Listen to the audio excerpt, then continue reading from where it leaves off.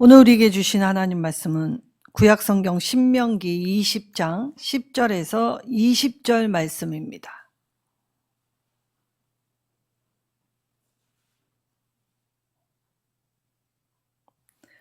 자, 우리 한 절씩 교독하도록 하겠습니다. 구약성경 293쪽입니다. 내가 어떤 성읍으로 나아가서 치려 할 때에는 그 성읍에 먼저 화평을 선언하라.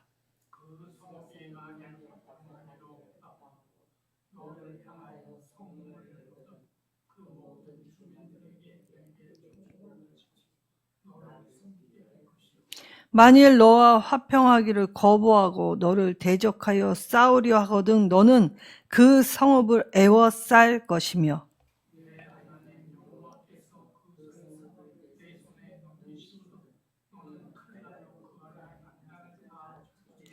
너는 오직 여자들과 유아들과 가축들과 성읍 가운데에 있는 모든 것을 너를 위하여 탈취물로 삼을 것이며 너는 내 하나님 여호와께서 내게 주신 적군에게서 빼앗은 것을 먹을지니라.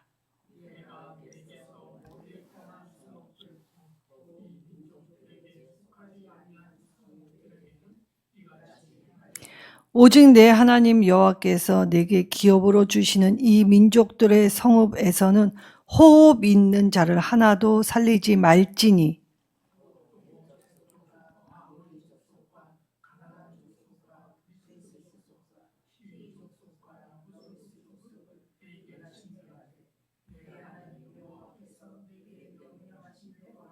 이는 그들이 그 신들에게 행하는 모든 가증한 일을 너희에게 가르쳐 본받게 하여 너희가 너희의 하나님 여호와께 범죄하게 할까 함이니라.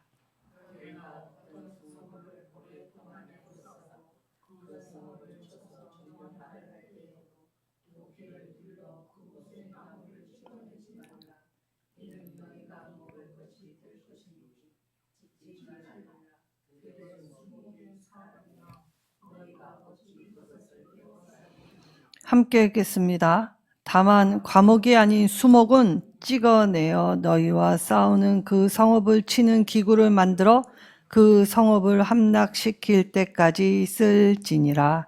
아멘. 전쟁과 평화. 자, 유명한 이 소설의 제목이기도 하고 또 우리의 삶에서 늘 일어나는 이 일상의 일들이기도 합니다. 자, 전쟁과 평화 한 끗 차이일 수 있습니다.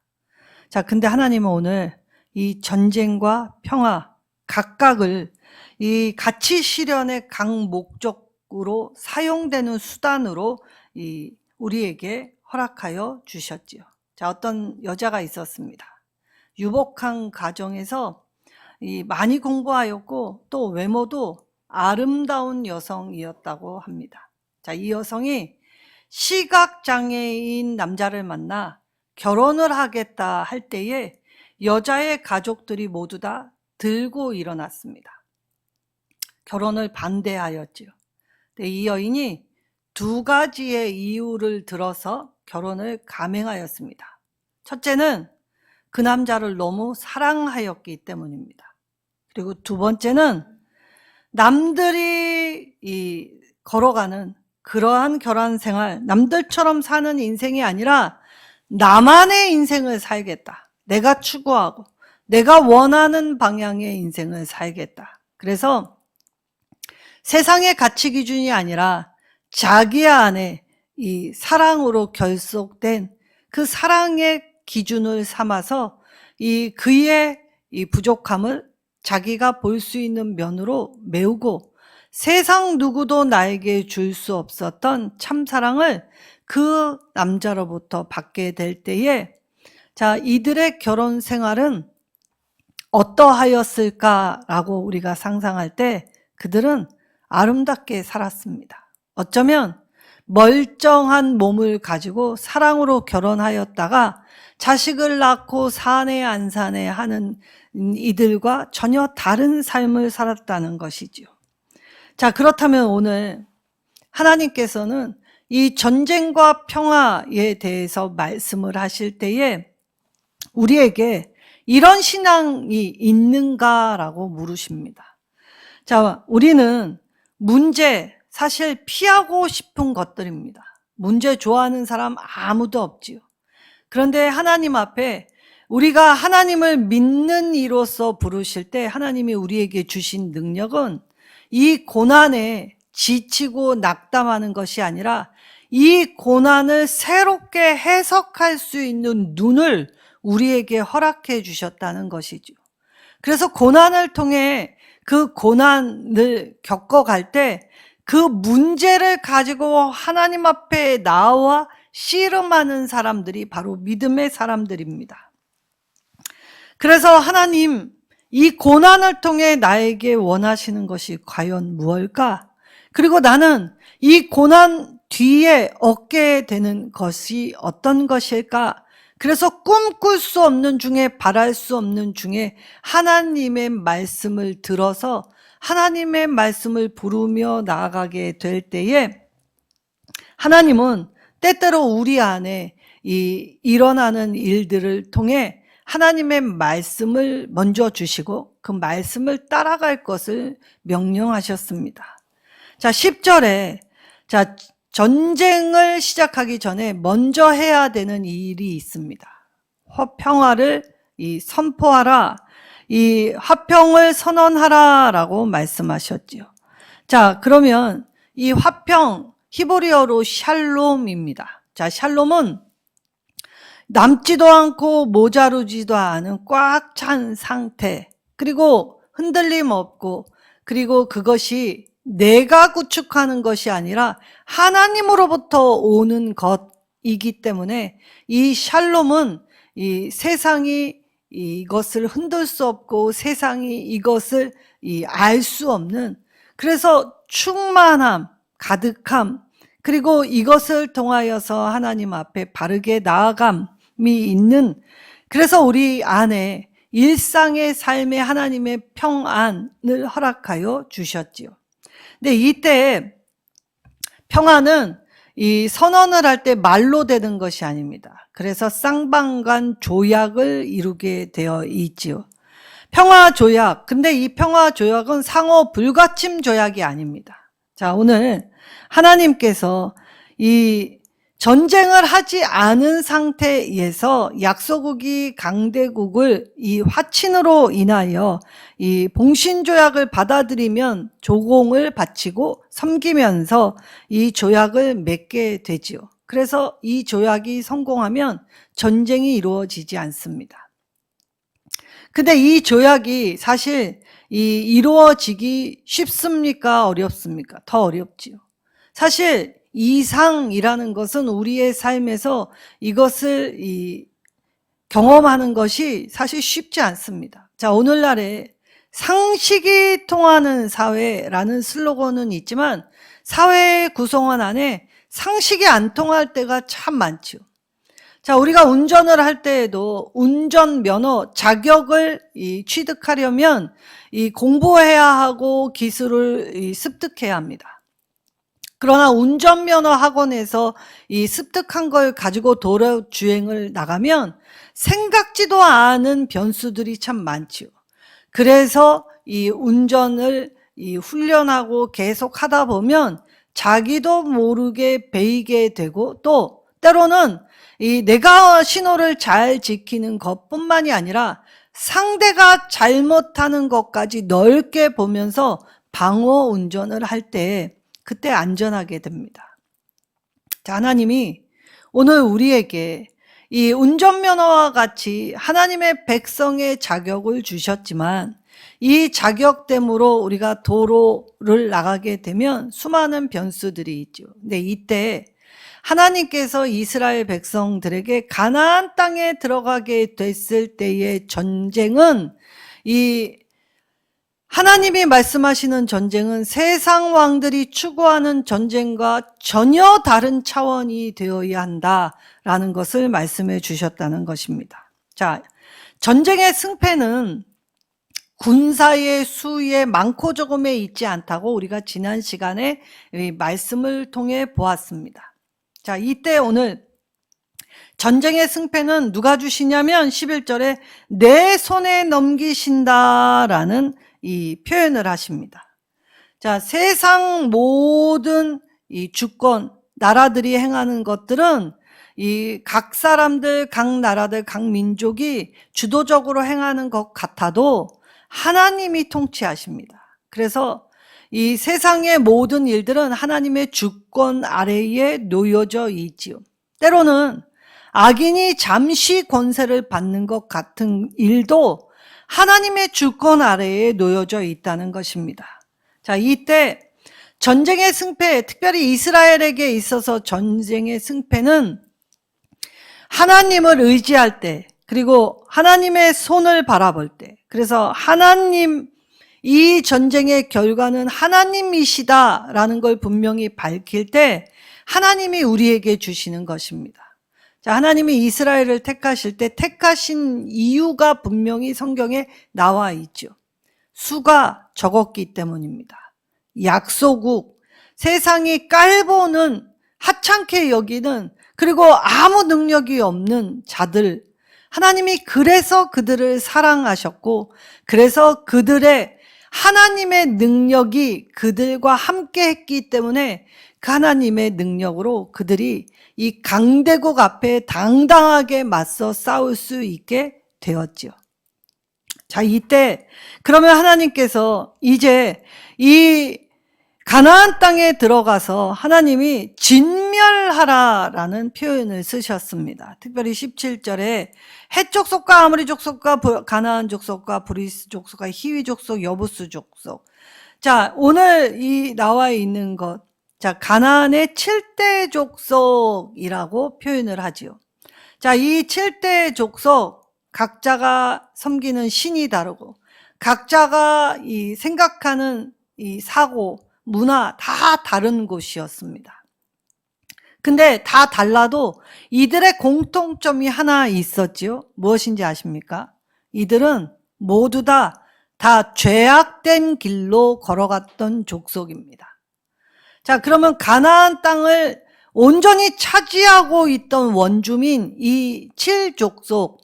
자, 하나님이 이스라엘을 가나안에 들여보내실 때 이 하나님이 이 가나안의 죄가 가득 차서 이제 더 이상 하나님이 용납하실 수 없는 상태가 되었을 때 이스라엘을 투입시키셨다는 것이지요.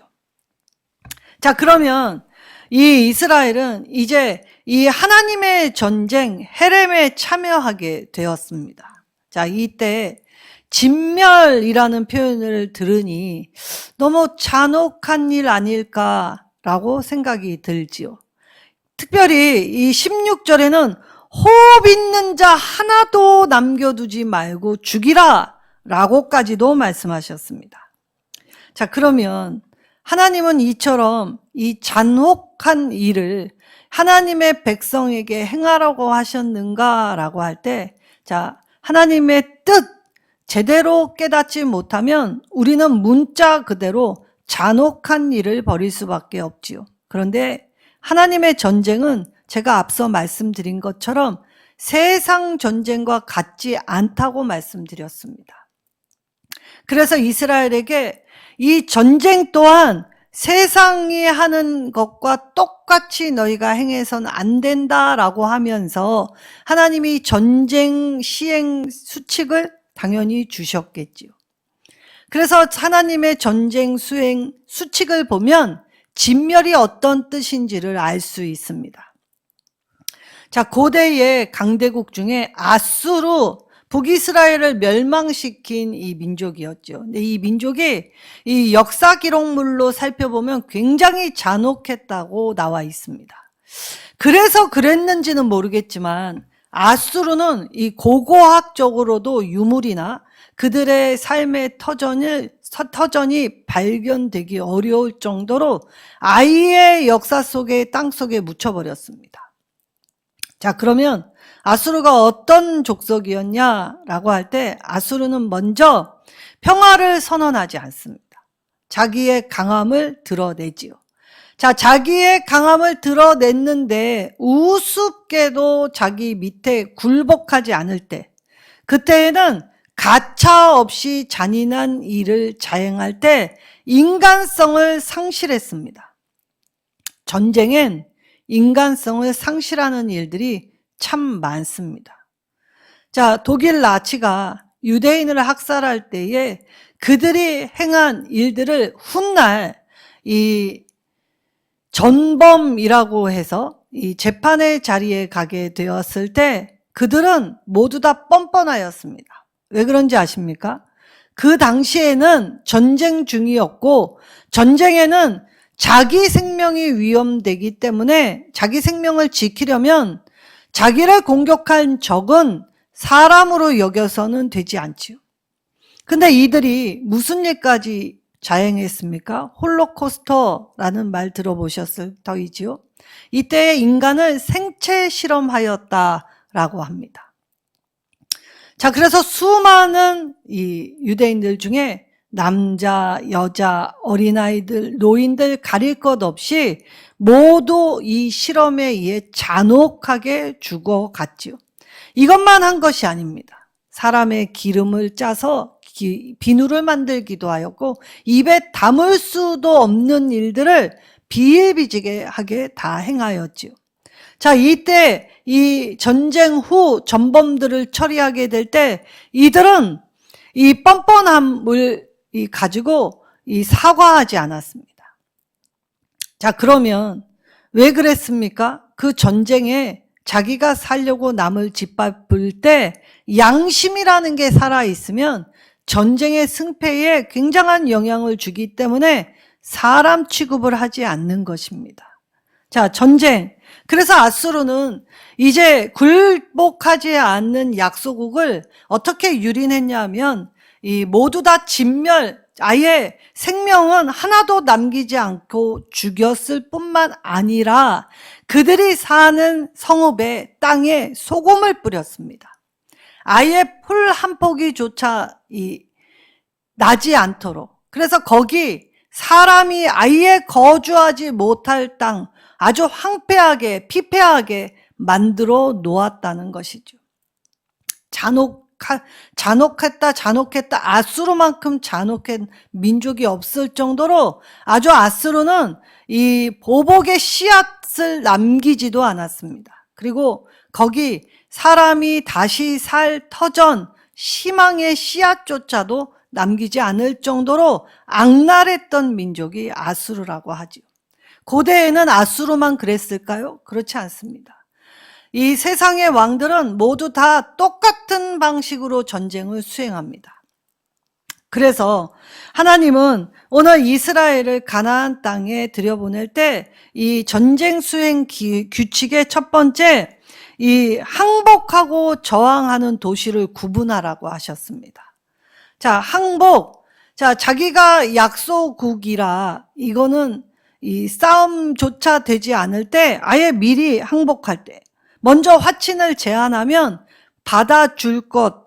그러나 저항하게 되면 어떻게 됩니까? 그때는 하나님의 명령을 따라 그 일을 할 수밖에 없게 만드셨지요. 자, 이스라엘은 원래 강한 민족이 아닙니다. 근데 왜 이스라엘이 그렇게 강한 민족이 될 수 있었습니까? 하나님이 강하시기 때문입니다. 하나님이 능력이 있으셨기 때문이죠. 그래서 하나님이 함께 하시는 이스라엘은 강한 민족이 될 수 있었습니다. 자, 이때 화친이 성립이 되면 이제 전쟁 없이 이것이 양쪽 간 이 조약이 형성되었기 때문에 한쪽은 조공을 바치게 되어 있고 섬김을 받게 되어 있습니다. 자, 그러나 항상 겉으로는 화친하는 척 하다가 새를 모아서 뭘 합니까? 화친을 어기게 되지요. 자, 그때 이 전쟁을 수행하게 될 때에 전리품, 하나님께 바쳐진 것이 아닐 땐 하나님이 이 전리품을 나눌 수 있게 하셨지요. 자, 고대에 군대는 월급이라는 제도가 없었습니다. 오늘날의 군대는 이 월급이라는 임금 지불이 되어 있지만 고대에는 그것이 없었기 때문에 이 목숨을 건 전투, 승리 후 취하는 전리품이 이 군인들에게는 최고의 상이 되었지요. 그리고 만약에 운이 좋다라고 생각했다면 평생에 가져볼 수 없는 이 은금 패물을, 이 보화를 전쟁 수행 후 얻을 수 있게 되었습니다. 그래서 전리품을 분배하는 일이 굉장히 절차가 까다롭고 굉장히 공정하게 분배되도록 철두철미하게 이게 관리가 되었습니다. 자, 이때 동료나 같이 싸움에 나갔던 이 사람들의 이 전리품을 내가 욕심내지 않겠다라고 얘기하면서 위반할 시에는 벌금형이 가차없이 매겨졌지요. 자, 그럼 이 전리품 안에는 무엇이 있었느냐? 물건만 있었느냐라면 그렇지 않습니다. 여기에는 어린아이들도 있고 여자들도 있습니다. 그리고 그 적들이 누리고 있었던 모든 것들이 다 전리품으로 취할 수 있게 되었지요. 자, 그렇다면 이 전쟁의 승패에 따라서 갈리게 될 때에 이 진 쪽은 가정도 회파되고 사회도 회파되고 민족도 회파되어 아무것도 남지 않은 상태가 된다는 것이죠. 자, 이때 하나님이 이 전쟁에 앞서 행하실 때 하나님이 이제 취하라라고 하면 마음껏 취할 수 있는 이 전쟁. 그래서 어떤 전쟁에는 하나님이 아무것도 취하지 말라라는 전쟁이 있었고, 어떤 전쟁에는 일반적으로 취하여 삶을 유지할 수 있게 하셨습니다. 근데 이때에 하나님이 아주 특이한 명령을 하시지요. 어떤 명령을 하셨냐라고 할 때 19절에 들의 수목이 사람이냐라는 말씀을 하셨지요. 그래서 이 나무를 찍지 말라라고 하십니다. 자, 사람은 남기지 말라라고 했는데 나무는 찍지 말라라고 하는, 특별히 여기에 이 전쟁의 도구를 만들 수 있는 나무뿐만이 아니라 특별히 열매를 맺는 과목은 절대로 만져서도 안 되고 훼손해서도 안 됩니다. 자, 그러면 하나님은 왜 이 나무는 싸워야 할 것이 아니라는 것을 말씀하셨을까요? 자, 전쟁에는 남지 않기 때문에 미래의 일을 도모하기 위한 기초가 되려면 사실 먹는 건 최소의 인간의 삶을 영위하는 기초 단위이지요. 그래서 이 하나님은 열매를 맺는 나무는 찍지 말라. 미래의 세대가 다시 일으킬 수 있는 기초가 될 수 있게 남겨두라라고 하셨던 것입니다. 자, 그러니 아수르의 행태를 비춰봐 여호와의 명령을 비교해서 본다면 하나님은 전쟁 중에도 생명을 얼마나 귀하게 여기시는지를 우리가 깨달을 수 있지요. 자, 이때 진멸, 자, 하나님이 이스라엘에게 베풀어 주신 은혜의 방편이 바로 진멸입니다. 자, 그러면 살아남을 수 있는 길을 알려주시는 법이 바로 진멸에 담긴 뜻이라는 것이지요. 자, 그러면 무분별한 파괴, 이것이 아니라 하나님의 선물이 무엇이었습니까? 바로 이 땅이 다시 소산을 낼 수 있게.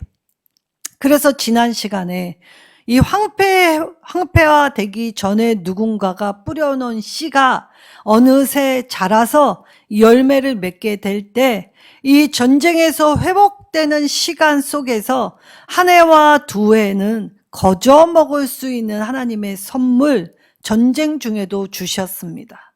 자, 그리고 나서 이 과목, 특별히 수목과 과목, 그래서 하나님이 이 전쟁 속에서도 생명의 이 영위함, 생명이 살아갈 때 이 어쩔 수 없이 전쟁을 치러야만 할 때, 그때 이 평화를 이루기 위한 과정 안에서 하나님께서 이 전쟁이라는 수단을 통해서 우리가 쟁취해야만 할 때, 그때는 최소한 생명은 보존하는 것으로 애를 쓰라라고 하셨던 것이죠. 내 생명이 중한 만큼 남의 생명도 중하다는 걸 잊지 말라고 알려주시고 교훈하시고 가르치는 현장이 바로 전쟁터였다는 것입니다. 자, 그러니까 하나님은 이 전쟁 속에서 잔혹과 피 흘림을 삼가도록 이스라엘을 가르쳐 주셨죠. 그래서 이것이 세상 왕들이 행하고 있는 전쟁과 하나님이 이끄시는 전쟁의 큰 차이점이었습니다. 세상 왕들은 말을 안 들으면 파괴시키지만 하나님은 말을 안 듣는다 할지라도 생명, 피 흘림과 잔혹함은 하나님의 성전, 거룩한 전쟁에 행하게 될 때, 때로는 전쟁이라는 도구, 자, 그냥은 말을 듣지 않기 때문에 피치 못하게 이 일을 행할 때에 이 평화를 이루기 위한 어쩔 수 없는 과정으로 받을 때 그래도 생명 존중하며 나아가라고 말씀을 하셨지요. 그러나 할 수만 있거든 되도록 노력하며 로마서 12장 18절에 모든 사람과 화목하라 라고 말씀하셨습니다. 더하여 저와 여러분에게 하나님의 나라, 하나님의 집 안에서 주신 사명, 직분은 무엇을 하기 위한 직책으로 주셨습니까? 화목하게 하기 위한 직책을 주셨지요. 마태복음 5장 8복에서 자, 우리가 하나님의 아들로 일컬음을 받는 자들이 하는 일이 무엇입니까? 바로 화평케 하는 일입니다. 화목을 도모하는 일이죠. 자, 그러면 우리가 하나님의 아들로서 이 세상의 화평을 도모하려면 어떻게 해야 합니까? 죽어야 합니다. 누가 죽어야 합니까? 적이 아니라 내가 죽어야 합니다. 내 자아가 죽어야 하지요. 그래야 내가 내 뜻을 온전히 주장하면 하나님 앞에 평화를 이룰 수 없지요. 그래서 먼저 믿은 우리가 양보하고 먼저 믿은 우리가 그래서 내 자아를 쳐서 복종하는 일로 할 수만 있거든 하나님을 알지 못하는 사람과 함께 화목하게 하는 일을 도모하라고 말씀하셨던 것입니다. 그러나 결코 쉬운 일이 아닙니다. 그래서 이 화목하게 하는 직책을 이행하려면 인내가 필요하지요. 그래서 이 진멸이라는 이 단어 안에 하나님이 친히 보여주십니다. 무엇을 보여주셨습니까? 예수님을 통해 십자가를 짐으로 보여주셨습니다. 그래서 예수 그리스도는 우리 인생의 본이 되어 주셨지요. 자, 이때 예수님이 도모하셨던 건 수많은 사람의 생명을 살리고자 자기 목숨을 대속물로 내어주셨기에 그래서 그 대속의 은총이 있기에 우리는 저가 채찍에 맞음으로 나음을 얻었고 저가 이 십자가를 지심으로 우리는 구원을 얻게 되었던 것이죠. 그래서 오늘 진멸이라는 말은 그 사람들을 그래서 상종하지 아니하며 그들 안에 이 하찮게 업신여기며 그들을 무시하며 살라는 말이 아니라 죄와 타협하지 말라라는 말입니다. 그래서 진멸이라는 말 안에는 절대적으로 죄와 타협하는 일 없도록 해라. 그러니까 우리가 죄를 뿌리 뽑기 위해 필요한 전쟁, 어떤 면에서는 이 평화를 위해 전쟁을 치러야 할 때도 있다는 것이죠. 그리고 또 전쟁을 위해 우리가 평화를 포기할 때도 있습니다.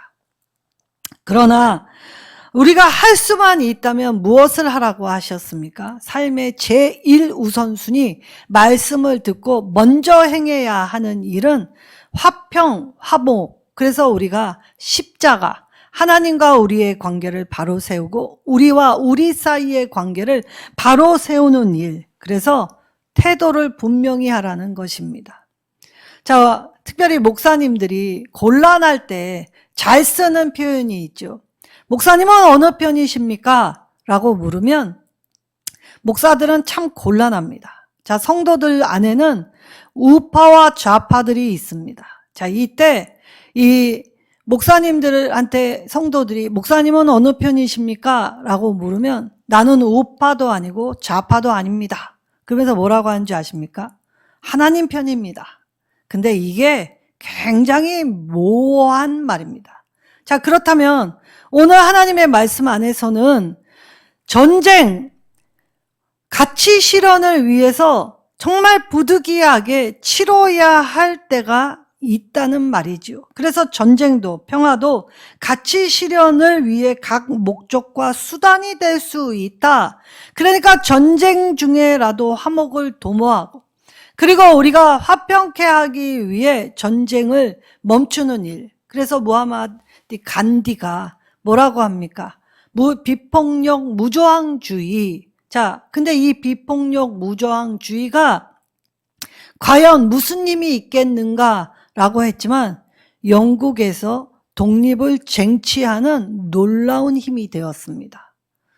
자, 간디가 비폭력 무저항 이 주의를 어디서 발견했는지 아십니까? 바로 성경책 예수님의 십자가 지시는 그 모습을 보고 발견했다고 하죠. 사실 예수님의 십자가 우리의 눈으로 볼 때 하나님이 이렇게 무능하실 수가 있을까 할 정도로 매를 많이 맞으시고 피를 흘리시고 못 박히셨으며 허리가 창에 상하셨습니다. 그리고 가시관이 머리뼈를 뚫어버렸지요. 그래서 무능력하게 십자가를 지는 것 같이 보였습니다. 그러나 그 예수님의 십자가의 능력을 믿는 제자들이 하나 둘씩 일어나기 시작해서 오늘날에 전 세계와 나라와 민족에게로 흩어졌지요. 그리고 말과 나라와 민족이 달라도 우리 모두는 아멘 할렐루야 공통으로 말하며 주 예수 그리스도의 이름을 부르며 기도하며 그렇게 하나님 나라가 확산되어져 가고 있는 중입니다.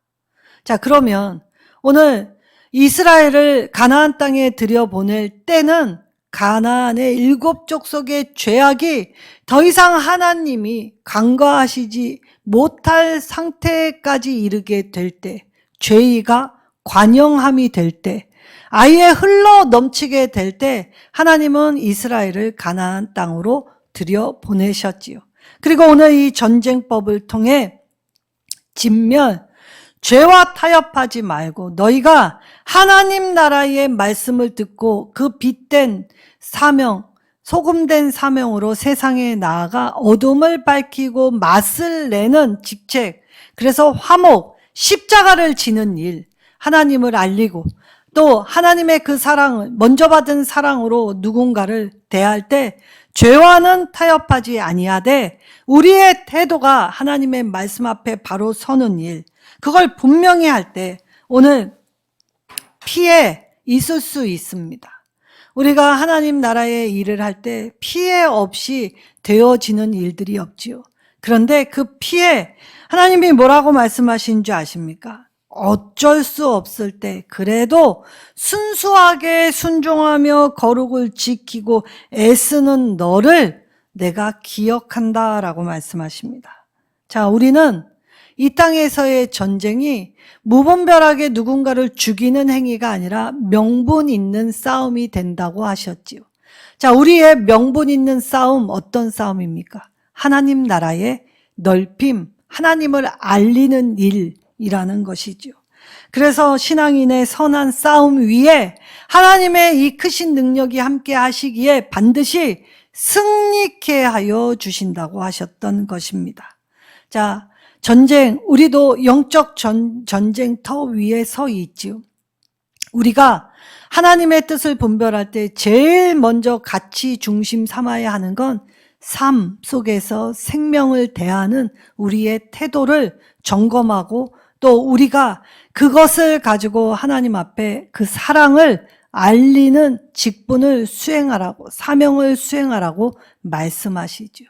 하나님의 전쟁 수칙의 1순위는 생명을 살리고 생명을 돋우고 생명과 함께하라고 하셨던 것이지요.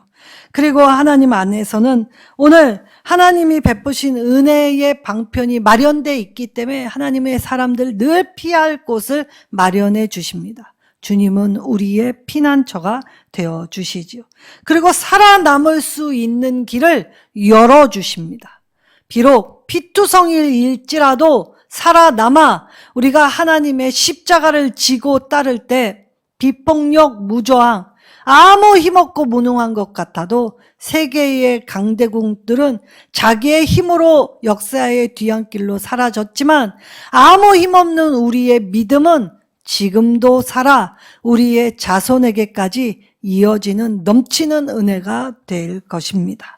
오늘 하나님 앞에 이 전쟁과 평화, 하나님이 목적으로 쓰시는 수단임을 깨달을 때 우리도 할 수만 있으면 항상 무슨 일에 서든지 죽게 하듯 하는, 화목하게 하는 직분을 잘 감당하시는 저와 여러분 되시기를 예수님의 이름으로 축원합니다. 오늘 하나님, 우리 쉽지 않은 일이지만 하나님의 믿음으로 우리가 신앙 안에서 인내를 필요로 할 때 하나님 화목하게 하는 직책을 잘 감당할 수 있게 말씀으로 우리의 생각을 또 우리의 숨을 지켜주시고 우리의 피난처가 되어 주셔서 하나님의 말씀을 따라 하나님 이제 살리는 일 또 평화로 우리가 이어지는 일을 감당할 수 있도록 힘과 능력을 주옵소서. 우리 말씀 붙잡고 주여 한번 부르짖고 기도하겠습니다.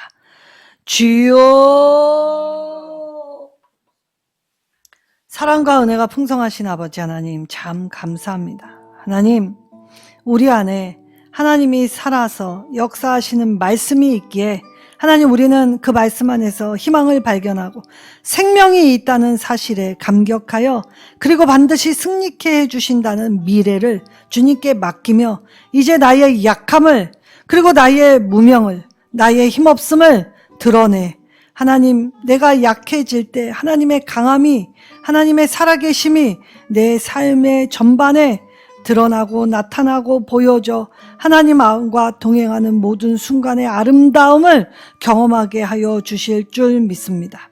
우리 모두 살아남을 수 있는 길을 열어주시고 하나님의 베풀어 주신 은혜의 방편 위에서 전쟁과 평화를 하나님 각각의 목적에 맞게 하나님 우리가 잘 사용할 때 하나님 우리가 할 수 있거든 죽게 하는 일 하나님 열심을 내어 모든 사람과 화목하게 하는 직분으로 십자가 지고 가게 하여 주옵소서.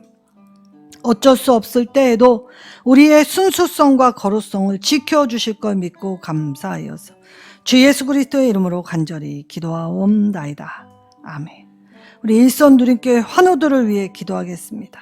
하나님, 회복해 하시는 하나님, 머리부터 발끝까지 근육, 인대, 뼈, 혈관, 오장, 육부, 제 기능을 다 발휘할 수 있게 도와달라고 우리 주여 한번 부르짖고 간절히 기도하겠습니다. 주여, 아버지 하나님 도와주시옵소서. 하나님 불쌍히 여겨 주옵소서. 육신이 약하면 우리의 영혼이 병들고 하나님 감당할 수 없사오니 우리의 육신이 강건하여질 수 있도록 우리 환우들의 환부에 이 시간 주님의 피 묻은 손으로 안수안찰하여 주옵소서. 그리고 하나님이 주시는 이 땅의 삶에서 힘에 겪고 통증과 아픔으로 하나님 견딜 수 없노라 하나님께 불평불만 원망하지 않게 우리의 약함을 붙들어 주시고 하나님이 회복시켜 주시는 그 자리에서 더욱더 예배하고 기도하는 우리가 되게 하여 주옵소서. 하나님 한 사람 한 사람 불쌍히 여겨 주시고 머리부터 발끝까지 주님이 만져 주셔서 회복해 하실 때 이전보다 더 주님을 사랑하는 우리의 모습이 될 수 있도록 일손 누림교회 성도들 한 사람 한 사람 붙잡아 주시옵소서. 예수님의 이름으로 감사하며 기도하옵나이다. 아멘.